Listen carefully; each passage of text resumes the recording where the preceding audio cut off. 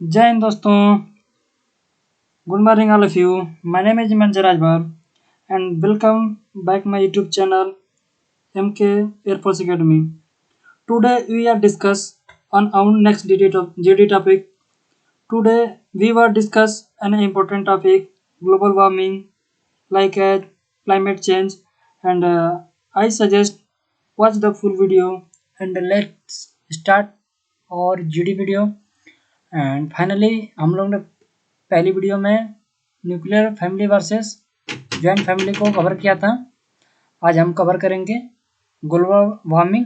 आज का जीडी का टॉपिक ऐसा है जिससे कि एक जीडी का टॉपिक तैयार करेंगे हम लोग को 3 ठो टॉपिक तैयार हो जाएगा। आप देख सकते हैं ग्लोबल वार्मिंग साथ साथ तैयार हो जाएगा, क्लाइमेट चेंज और ग्रीन हाउस इफेक्ट भी सेम प्रोसेसर है, सेम लैंग्वेज भी है, सेम एक टॉपिक तैयार करेंगे 3 टॉपिक तैयार हो जाएगा।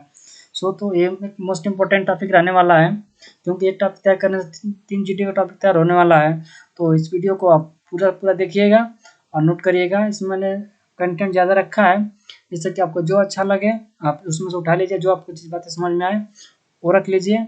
मैंने जीडी का टॉपिक मैंने हिंदी इंग्लिश दोनों में रख दिया है जिससे कि आप उसको समझ सकें, समझ के फिर अपना पढ़ सकें। अब मैंने पहले वीडियो में बताया कि आप जितना अधिक उसके बारे में जान रहेंगे आप आराम से कहीं भी बोल लेंगे वैसे, ठीक है। तो फिर चलते हैं, वीडियो शुरू करते हैं, अपना देखते हैं global warming is the most important topic on your GD topic. तो चलिए, मैंने टेलीग्राम चैनल और का लिंक भी मैंने दे दिया है, यूट्यूब चैनल का मैंने अपने चैनल लिंक दे दिया है, वहाँ से चैनल को सब्सक्राइब करिए और पीडीएफ के लिए अपने टेलीग्राम चैनल पे जुड़ जाइए। वहाँ पर मैं सारी पीडीएफ दे दूँगा, इसी सेम पीडीएफ दे दूँगा इंग्लिश हिंदी दोनों में भी। तो चलिए शुरू करते हैं। पहले देख लेते हैं इंट्रोडक्शन। ग्लोबल वार्मिंग को जान लीजिए, क्लाइमेट चेंज है क्या चीज़, ठीक। एक आराम से इसको इंट्रो में बोल सकते हैं या इससे स्टार्टिंग कर सकते हैं या लास्ट में कंक्लूजन जब पूछेगा तो हम सेम इसको भी आप बोल सकते हैं, ठीक है। तो global warming climate change same बात है। तो आइए देखते हैं ग्लोबल वार्मिंग होता क्या है। The temperature of earth is increasing year by year and when temperature rises many different change happen on the earth. अब देखें दिन पर दिन टेम्परेचर बढ़ रहा है, तो यही कारण है। इसका कारण समझ लिए पृथ्वी पे क्या इफेक्ट पड़ता है। इसी का टेम्परेचर बढ़ने से ही कभी कभी देखते हैं आंधी तूफान सूखा हैवी बारिश होना। टेम्परेचर बढ़ने की वजह से ही आपको ध्रुवों पे देखते होंगे, आपको क्या बोलते हैं वो आइस जो मेल्टिंग होती है, समुद्र का लेवल इससे बढ़ने की वजह से वहीं पे कहीं कहीं ज़्यादा नुकसान भी हो जाता है। तो आप देख सकते हैं यहाँ से कि हमारे यहाँ नुकसान होने वाला है। टेम्परेचर इंक्रीजिंग जब होता है तो ये हमको नुकसान होता है यहाँ पे। तो फाइनली आप समझ चुके हैं कि ग्लोबल वार्मिंग है क्या, मेन इसका रीजन क्या। ग्लोबल वार्मिंग टेम्परेचर बढ़ने की वजह से जो समस्याएं आ रही हैं, बारिश होना ज़्यादा, सूखा पड़ना, समुद्र का लेवल बढ़ जाना, बाढ़ आ जाना, सब इसी के कारण है। देखिए हम आगे क्या लिखा है, we need to take step and try to stop global warming or climate change. All countries have already started taking a serious interest in this subject. आज के सेशन में आज के समय में ये एक बहुत बढ़िया मुद्दा भी बन चुका है ग्लोबल वार्मिंग। इसको रोकने के लिए हमें कोशिश करनी चाहिए, जितना ज़्यादा हो सके हमें गवर्नमेंट की भी सेव करनी चाहिए, हमें अपने आप भी क्लाइमेट को सही रखने की कोशिश करनी चाहिए। तो आप इतनी बातें आप बोल सकते हैं, अपनी बातें में रखिएगा ग्लोबल वार्मिंग होता क्या है, ठीक। इतनी बातें यदि आपको क्लियर रहेगी तो आप बता सकते हैं कि ग्लोबल वार्मिंग होता क्या है, उसका रीजन बता दीजिए, आप उसको रोकने का उपाय बताइए, मतलब एक कंक्लूजन बन जाएगा आराम से। आप मैंने दे दिया है इसको हिंदी में भी आप पढ़ सकते हैं। जो बातें आपको समझ में आए, जिसकी मीनिंग ना आए आप देख सकते हैं, कहीं दूर जाने की जरूरत नहीं है, आपका समय बचेगा इससे। तो अब देख लीजिए, अब जान लेते हैं क्लाइमेट चेंज होता कैसे है। क्लाइमेट चेंज और ग्लोबल वार्मिंग क्या है, कैसे चेंजेज होते हैं, देख लीजिए। The recent NASA study report that this year the rise of the carbon dioxide is the highest compare to the past 20,000 year with the terrorism fact and figure like increasing sea level, melting ice and land, decreasing surface. It has become a main subject on study for scientist. या साइंटिस्टों के लिए एक बड़ी चुनौती भी बन के आ गया है। अब देखते हैं कि नासा ने रिपोर्ट दिया है कि 20 साल पहले की अपेक्षा इस बार सबसे ज़्यादा कार्बन डाइऑक्साइड के द्वारा प्रदूषण फैला था। तो इस बात को भी आप याद रखिएगा। एक रीजन दे देंगे कि हाँ ये रिपोर्ट है, इसके अनुसार तो लगेगा कि हाँ बच्चा पढ़ा हुआ है, कुछ जान रहा है इसके बारे में। ठीक, मैंने नीचे हिंदी में भी टाइप कर दिया है, आप देख लेते हैं। क्लाइमेट चेंज या ग्लोबल वार्मिंग के कारण क्या हैं? Causes of climate change. तो इसका पहला कारण आप देख लीजिए, आप इसमें से 2-3 ठो कारण इसका याद कर लीजिए। तो आप देखिए फर्स्ट रीजन क्या है इसका? Greenhouse gases like carbon dioxide, methane, nitrogen and oxygen it's are responsible for the creating the greenhouse effect on the planet. We are increasing the temperature of earth. इसका main कारण green house gas है, जैसे carbon dioxide हो गई, methane हो गई, nitrogen हो गया, नाइट्रोजन ऑक्साइड हो गई। ये सब ग्रीन हाउस गैसों को इफेक्ट करती हैं, ओजोन परत को भी डिफ्लेक्ट करती हैं। इसके वजह से जो समस्याएं आती हैं और किरणों को रोक नहीं पाती है, इससे भी टेम्परेचर बढ़ता है। टेम्परेचर बढ़ेगा तो आप समझ रहे हैं जो समस्याएं आती हैं, सारी जो नेचुरल जो डिस्टर्बेंस होता है नेचर में, वो सब इसी की वजह से होता है। तो पृथ्वी पर ये सारी परेशानी होती है। तो एक पॉइंट ये रख लीजिए आराम से, ग्रीन हाउस इफेक्ट वाला। एंड दूसरा पॉइंट देखिए, अदर गैसेस, आप देख सकते हैं दूसरा पॉइंट क्या है? Other gases such as chlorofluorocarbon (CFCs) and released by the AC, petrol, cars, and these are also responsible for the ozone layer deflection। मैंने बताया है कि जो भी किसी प्रकार का प्रदूषण हो वो अपने जाकर ओजोन परत को डिफ्लेक्ट करेगा जरूर। तो और गैसें हैं जैसे क्लोरोफ्लोरोकार्बन हो गए, जो एसी फ्रिज से जो गैसें निकलती हैं वो भी बहुत खतरनाक होती हैं। और जो पेट्रोल कार से जो चलती हैं, धुआं निकलता है, उसको भी हमारे ओजोन परत को डिफ्लेक्ट करती हैं, इससे भी हमें नुकसान होता है। तो एक कारण ये हो गया। ठीक, तीसरा पॉइंट आगे चल के देखते हैं। The world now uses coal, natural gases and oil are making electricity, which is turn release harmful gases like carbon dioxide।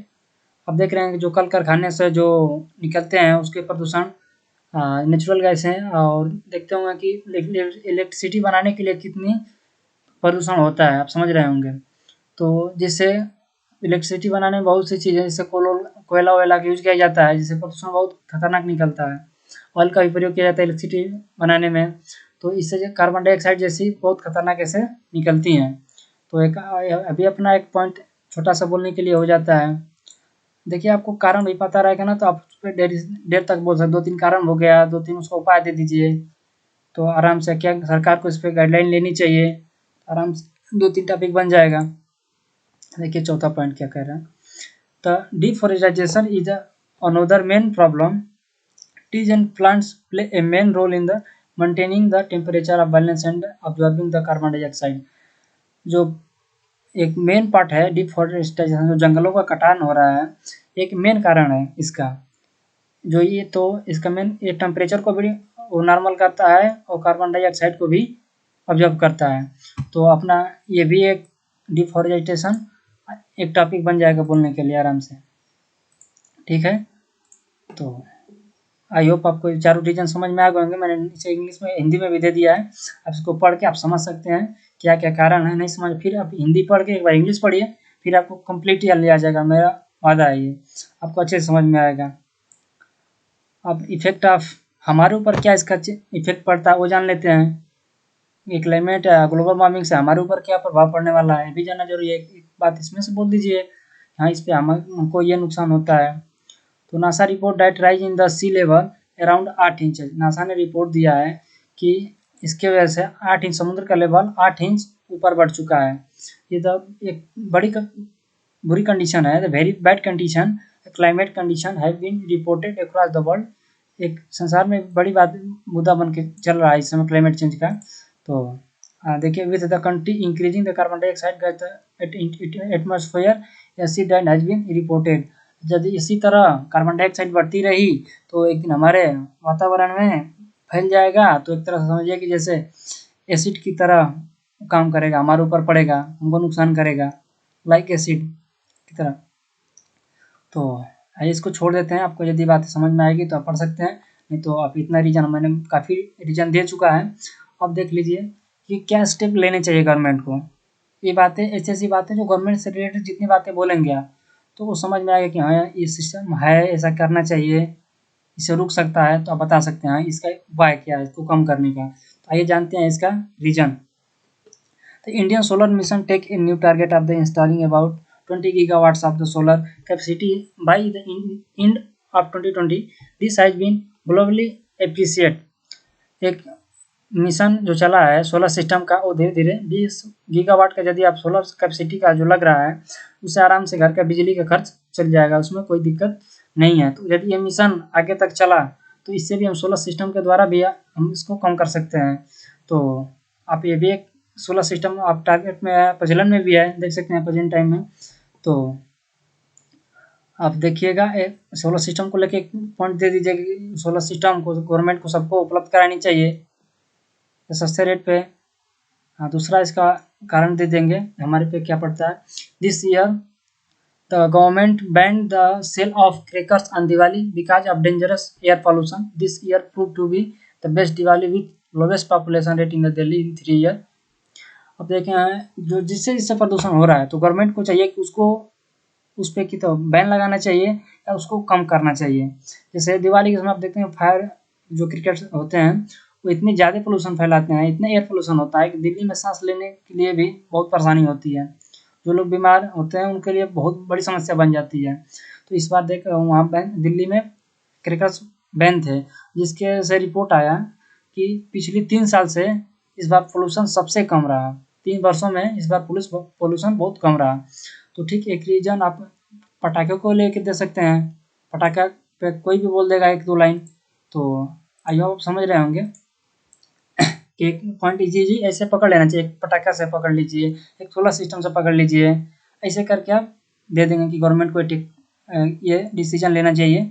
तो फाइनली तीसरा जो मैंने दिया है, Indian government is promoting the use of electronic vehicle. ये हमें government को चाहिए कि इस पे जल्दी से गवर्नमेंट काम करे और जल्दी से उपलब्ध कराए। थोड़ा लो प्राइस में आ गई है व्हीकल, लेकिन बहुत उनकी कॉस्ट बहुत ज़्यादा है।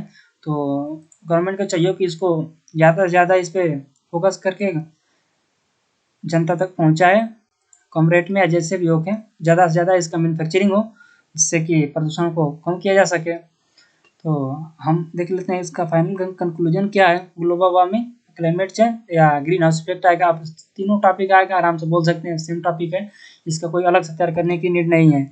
तो आइए कंक्लूजन समझ लेते हैं। कंक्लूजन मैंने दिया है, we need to take step in try to global warming and climate change if the earth's temperature continue to rise in the future and all living things on the earth would become finished due to the high temperature। और इसी तरह हमें चाहिए global warming पे चिंता करनी चाहिए, इसको इस पे विचार करना चाहिए। नहीं तो इसी तरह का टेम्परेचर बढ़ता रहा फ्यूचर इनकेस जो सजीव थिंग्स हैं या वस्तुएं हैं, जो भी कुछ सजीव है पृथ्वी पे, वो एक तरह धीरे धीरे टेम्परेचर बढ़ने से समाप्त हो जाएगा। बड़ी समस्या आने वाली है यदि इसको पर ध्यान नहीं दिया गया, इस पर कंट्रोल नहीं किया गया, तो ग्लोबल वार्मिंग एक बड़ी समस्या बन जाएगी। The main problem in the earth in the living things are persons, जो भी हो बड़ी समस्या आने वाली है। नहीं तो आगे चल के इस पे बहुत से देश काम भी कर रहे हैं। तो अपनी बात ऐसी बातें तो जानकारी रखनी भी चाहिए अपने ग्लोबल वार्मिंग क्या चीज़ है। तो ये अपने ऊपर समझने के लिए है, आप समझ भी सकते हैं इसको कि हमारे लिए कितना उपयोग है। तो आपको जब मैंने हिंदी में भी टाइप करके पीडीएफ दे रहा हूँ कि जिससे कि आप किसी से पूछना ना पड़े, आप खुद से समझ सकते हैं। तो मैंने मेरे हिसाब से आपको ये वीडियो अच्छी लग रही होगी। मैंने अपना पूरा फुल देने का कोशिश कर रहा हूँ। आप जितना हो सके उतना आप हेल्प करिए, ज़्यादा से ज़्यादा शेयर करिए। ये आपका ही चैनल है, स्टार्टिंग में थोड़ी सी प्रॉब्लम होती है। ये अपना यूट्यूब चैनल है, आप देख सकते हैं। आप यहाँ सब्सक्राइब करके बेल आइकन को दबा दीजिए। ज़्यादा से ज़्यादा हो सके शेयर करें। पीडीएफ के लिए टेलीग्राम चैनल ग्रुप मैंने डिस्क्रिप्शन में भी दे दिया है, पीडीएफ में भी दे दिया है। आप जाकर वहाँ टेलीग्राम चैनल ज्वाइन करिए, पीडीएफ लेके वहाँ से अपने हाथ से नोट्स बनाइए, उसमें जो जो अच्छा लगे आप उसमें से कॉपी कर लीजिए। फिर मिलते हैं अगले जीडी टॉपिक पे। आप जो भी जीडी टॉपिक कराना चाहते हैं, जो हमको टॉपिक बता दीजिए, मैं उसको दोनों लैंग्वेज में आपको प्रोवाइड कर दूँगा। तो मिलते हैं अगली वीडियो में। वीडियो अच्छी लगी हो, हेल्पफुल हो तो ज़रूर एक लाइक करिएगा। जय हिंद, जय भारत।